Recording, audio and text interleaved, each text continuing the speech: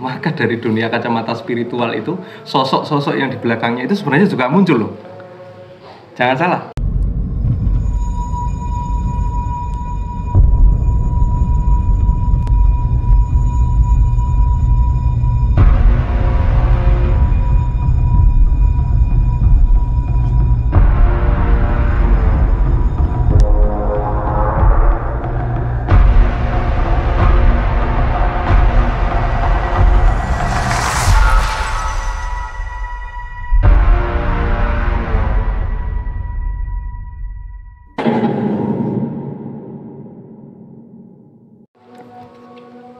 Ya, bismillahirrahmanirrahim. Assalamualaikum warahmatullahi wabarakatuh. Om Swastiastu, Namo Buddhaya, salam kebajikan, salam sejahtera, rahayu, rahayu, rahayu.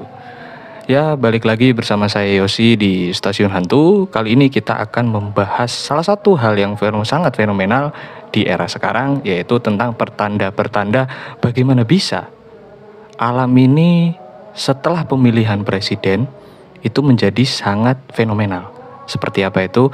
Oke, saya di sini sudah bersama dengan dua narasumber yang disebut sebagai Mas Gondrong dan Mas Kuncir.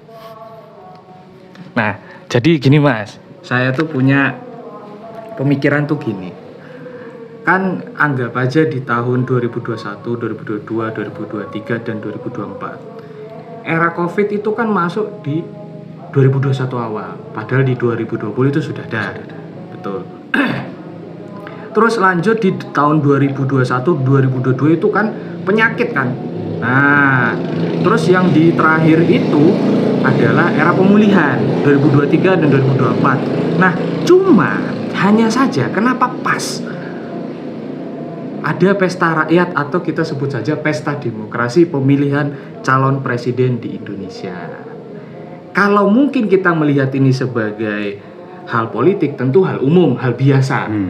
Dan mungkin secara sains Indonesia kan juga terletak di cincin api, yaitu dikelilingi oleh gunung-gunung yang aktif. Nah, cuman kita akan melihat dari kaca yang lain, kaca alam, aku bilang. Kenapa pada saat menjelang pemilihan, pada saat pemilihan dan setelah pemilihan terjadi banyak bencana alam. Nah, tapi saya tidak melihat ini sebuah hal yang negatif, melainkan saya melihat ini adalah suatu pertanda yang memiliki misteri. Nah, kalau menurut Mas Gondrong itu gimana?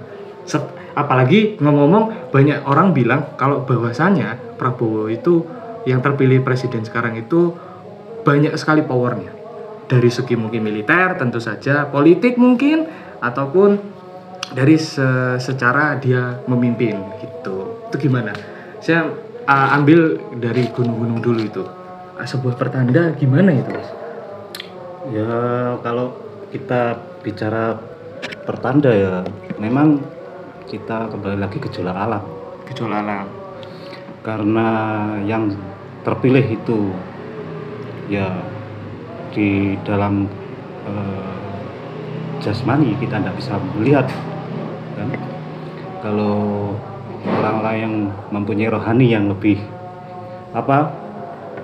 peka, maka dia akan mengetahui bahwa kekuatan alam atau pertanda-pertanda itu muncul setelah terpilihnya Prabowo.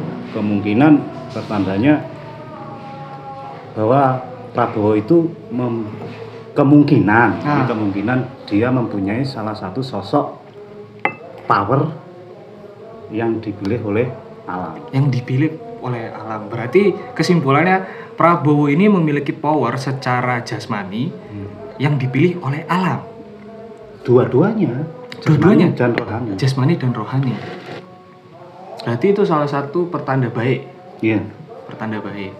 Nah, apakah pernah pertanda-pertanda baik ini bahkan bisa saja menimbulkan korban? Tentu saja dalam ibarat kata kayak Gunung Merapi atau gimana? Ya, sebenarnya kalau menurut kacamata saya itu seorang sosok pemimpin itu ibarat kata itu adalah sudah pilihan dari alam. Itu maksudnya adalah alam yang memang menciptakan. alam yang sudah membentuk. Dia itu direstui oleh alam. Sehingga ketika muncul sosok yang menjadi figur di sini, maka itu akan berpengaruh terhadap alam. Maka tidak menutup kemungkinan alam itu merespon. Merespon seperti apa? Mungkin terjadi gempa, bencana alam dan sebagainya. Itu adalah suatu bentuk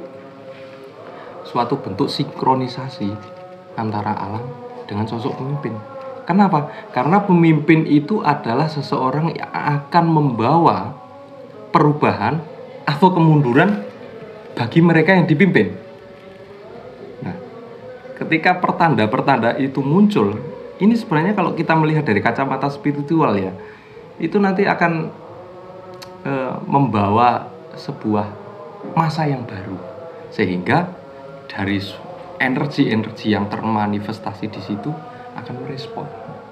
Jangan salah, ketika seorang pemimpin itu muncul, maka dari dunia kacamata spiritual itu sosok-sosok yang di belakangnya itu sebenarnya juga muncul loh. Jangan salah. Jadi mereka itu juga mendampingi, mereka itu juga mengikuti. Apakah mereka merestui? Apakah mereka tidak merestui? Ya kita tidak tahu. Biarkan waktu yang menjawab. Kita mengungkap hal itu sepertinya, nah ini nanti akan terlalu kontroversi ya. Terlalu kontroversi. Iya. Berarti sosok-sosok di belakang ini sebut aja mungkin para pemimpin-pemimpin terdahulu ya. Bisa jadi. Bisa mungkin Indonesia era kerajaan mungkin. Ya bisa gini lah. Gimana Mas Gondrong? Yang dimaksud bisa satu dari leluhur, terahnya si sosok pemimpin itu. Terahnya? Terah, pertama dari terahnya dia. Dari mana terahnya dia? Atau terah bawaan. Terah bawaan dalam arti gini. Seumpama contoh, saya ini orang biasa dan saya menikah orang-orang keraton. Orang keraton yang notabene di sini keturunan raja atau selir atau apa. Ini nanti akan dampak power itu ke saya. Contohnya sih gitu. Secara gak langsung gunang awak dhewe ngono ya. Iya. Maka seumpama dari kedua power ini menjadi satu akan beriringan. Banyak contoh pemimpin-pemimpin yang seperti itu. Banyak. Jadi dia itu sama kita itu orang-orang pengusaha biasa atau apa. Setelah itu kita kok contohnya menikah dengan orang keturunan keraton atau keturunan bangsawan yang terkenal, itu pasti akan dampak dari segi politiknya, segi kerohaniannya, kepemimpinannya, dan gerak-geriknya semua itu akan selaras. Makanya itu sudah memang sejak dulu sudah saya amati seperti itu. Terus katanya Mas Gondrong tadi itu ada pengalaman pada saat ngelihat Ndru ya namanya. Daru. Karena orang Jawa mengatakan daru. Artinya kalau bahasa kerennya itu kan wahyu lah. Oh, wahyu. Itu seperti apa bentuknya? Sinar. Jadi kayak orang-orang melihat itu kayak komet gitu kan. Komet. Kalau teori perbintangannya komet. Jadi itu dari salah satu titik dari titik A ke titik B. Sama contoh gini. Di saat saya memancing itu di tengah laut ya? Di tengah laut itu di area perairan Moncar. Itu saya di tengah-tengah perairan Moncar dan Selat Bali lah, antara Selat Bali dan saya itu di situ di titik A itu melihat salah satu cahaya yang berterbangan kayak komet yang berwarna biru keputihan dan dihiasi putih kuning. Jam berapa itu Mas? Sekitar di atas tengah malam. Karena saya tidak bawa HP kan pada itu dan tidak bisa melihat jam. Setelah itu turun ke titik B.